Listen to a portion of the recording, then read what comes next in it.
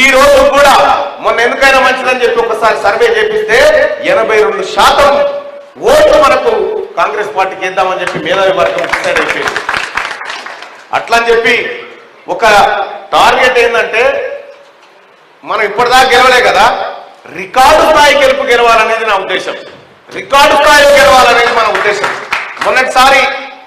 మొన్న జరిగినటువంటి పట్టభద్రుల ఎమ్మెల్సీ ఎన్నికల్లో మీ అందరికి తెలుసు, పల్లా రాజేశ్వర్ రెడ్డి 100 కోట్ల రూపాయలు పెట్టిన దాని మీద 100 కోట్ల రూపాయలు పెట్టినా కాంగ్రెస్ పార్టీ ఆ రోజు యోజన విభాగం అంతా నేను ఎక్కడున్నా నా సోదరుడే కదా నిలబడ్డదని అండదండగా నిలబడ్డది, మీరంతా నిలబడ్డారు, అది నాకు తెలుసు, నేనేం మర్చిపోలేదు. ఇవాళ 34 మంది ఎమ్మెల్యేల్లో 32 మంది కాంగ్రెస్ పార్టీ ఎమ్మెల్యేలు ఉన్నప్పటికీ, 7 మంత్రులు ఉన్నప్పటికీ, రేపు అన్ని 5 పార్లమెంట్ సెగ్మెంట్లు మనమే గెలుస్తున్నప్పటికీ యూత్ కాంగ్రెస్ మార్పు గెలుపు ఒకటి కావాల్సినటువంటి అవసరం ఉంది. అదే ఈ పట్టభద్రుల ఎమ్మెల్సీ ఎన్నిక.